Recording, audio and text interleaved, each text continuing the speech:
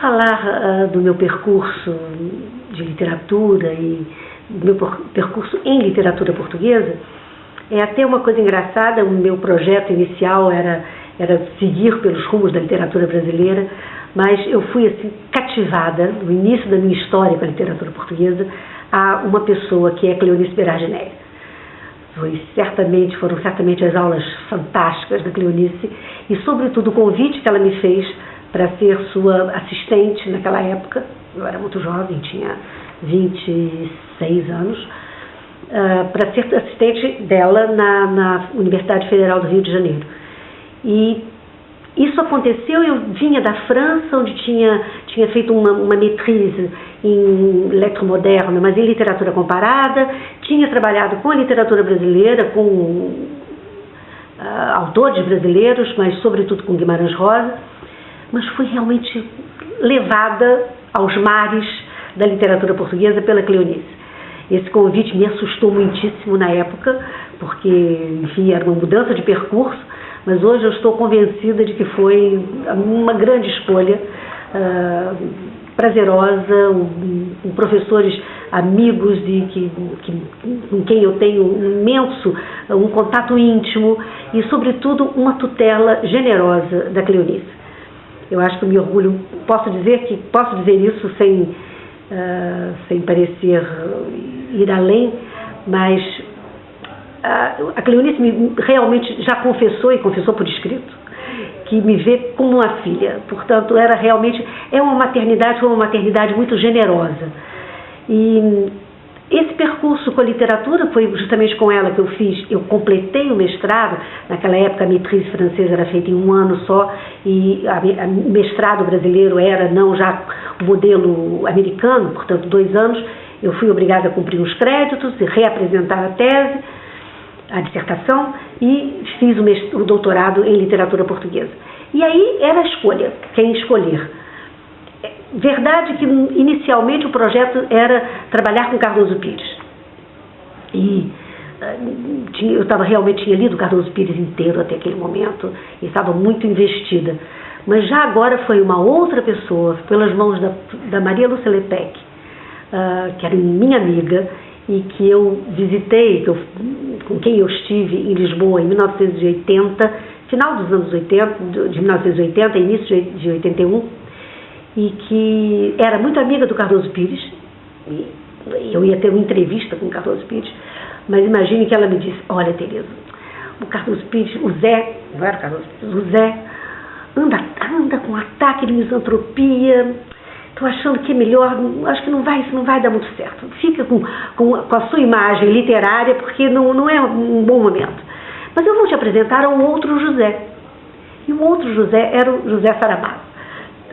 Nós fomos a um encontro, era engraçado. Eu estava lá na época em Lisboa com meu marido e com minhas 2 filhas, que eram muito pequeninas na época, tinham 3 e 5 anos, e portanto meu marido ficou no hotel, cuidando das meninas, e eu fui a uma boate cabo-verdiana com a Maria Lúcia e com o Saramago, que eu não sabia, nunca gostou de dança, imagina, já se sentindo péssimo naquela boate.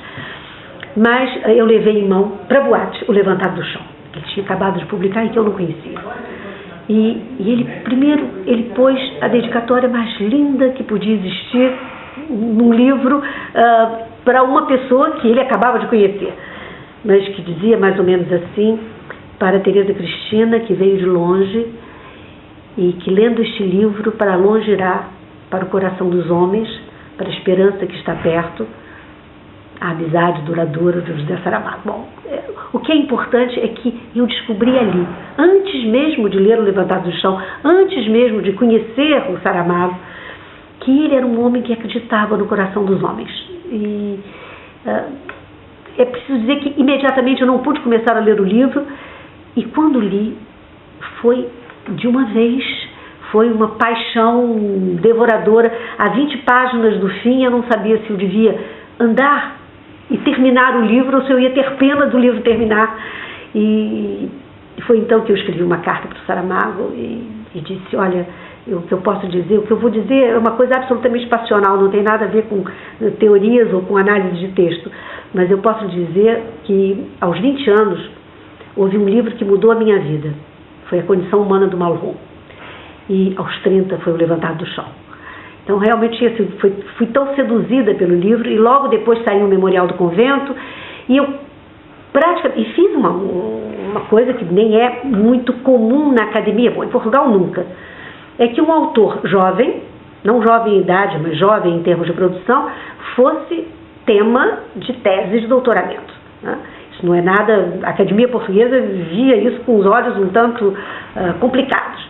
No Brasil, menos. Nós estávamos muito, trabalhávamos muito sobre a coisa que estava acontecendo, sobre literatura contemporânea.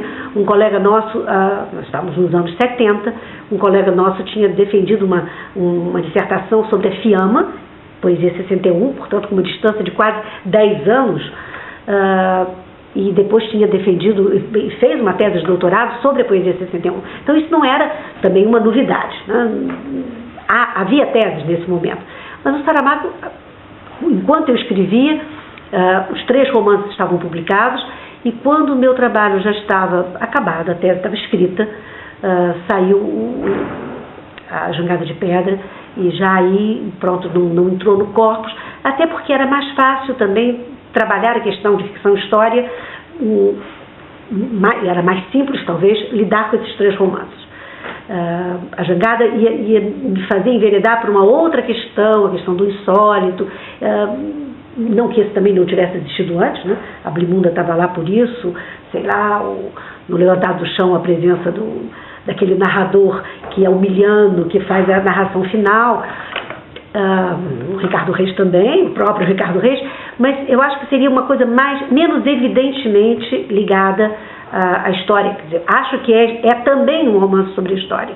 Isso também é importante, porque eu acho que é também no desvio que o Saramago continua sempre a fazer de história.